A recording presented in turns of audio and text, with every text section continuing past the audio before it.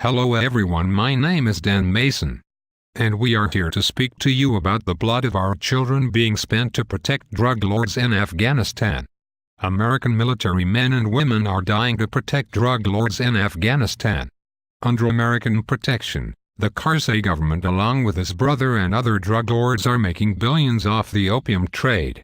They are being protected by 68,000 American troops. They are our children. It is our army that is shedding their blood to protect the Afghan government that produces over 90 of the heroin sent to the U.S. My friends, what Dan is saying is true.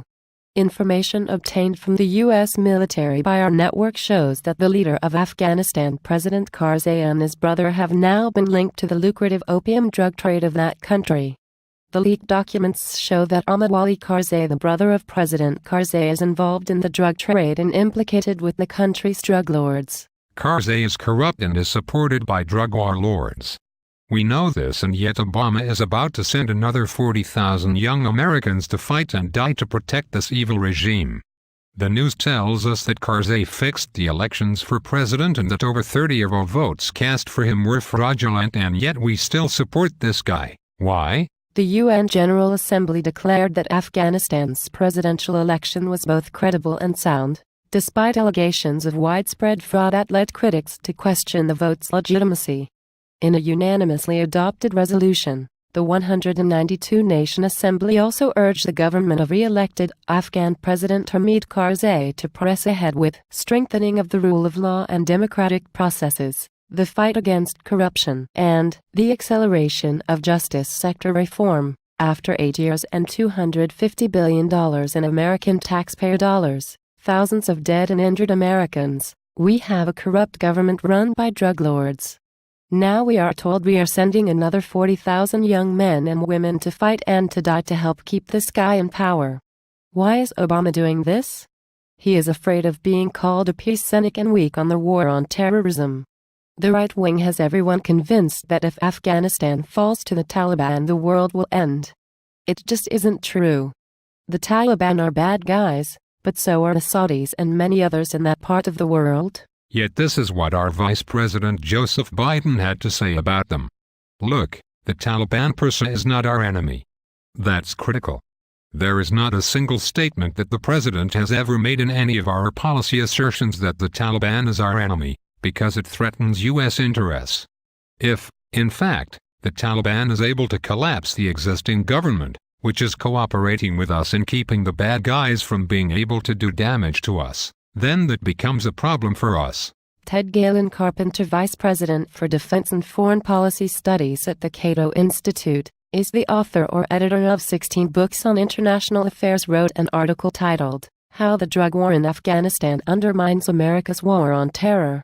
He wrote, "There is a growing tension between two U.S. objectives in Afghanistan. The most important objective is, or at least should be, the eradication of the remaining al-Qaeda and Taliban forces in that country. But the United States and its coalition partners are now also emphasizing the eradication of Afghanistan's drug trade.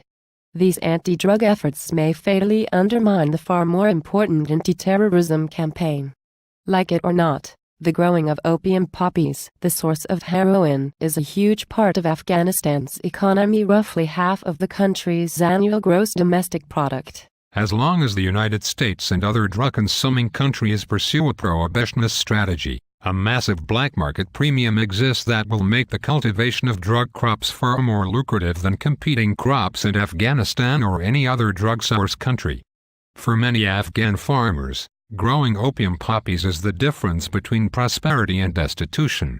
There is a serious risk that they will turn against the United States and the U.S.-supported government of President Hamid Karzai if Washington and Kabul pursue vigorous anti-drug programs. In addition, regional warlords who have helped the United States combat al-Qaeda and Taliban forces derive substantial profits from the drug trade. They use those revenues to pay the militias that keep them in power. A drug eradication campaign could easily drive important warlords into alliance with America's terrorist adversaries. Even those Americans who oppose drug legalization and endorse the drug war as a matter of general policy should recognize that an exception needs to be made in the case of Afghanistan. At the very least, U.S. officials should be willing to look the other way regarding the opium crop and recognize that the fight against radical Islamic terrorists must have a higher priority than anti-drug measures. Although the global prohibition of drugs has manifestly failed to stem the use of narcotics, it has generated enormous costs and perverse outcomes. In the United States, the war on drugs is generating alarming violations of civil liberties, weakening the rule of law, and compromising law enforcement efforts. The U.S.-led drug war is also undermining legitimate foreign policy goals around the world, including the spread of liberal democracy and an effective war on terror. We must come together to analyze current policy and propose practical alternatives such as legalization. Finally, I would like to end our talk with this in mind. As Americans, we must consider the impact of the drug war in Mexico, on the U.S. border, and in Central America. How prohibition helps fund terrorist groups in Afghanistan, Pakistan, and beyond into rich warlords. How Washington's anti-narcotics campaign violates the Constitution. The effects of criminalization on minorities in the United States. Lessons from South America. The evolution of drug policy in the United States and what decriminalization or legalization would look like in practice. Please take the time and consider our options in the days ahead.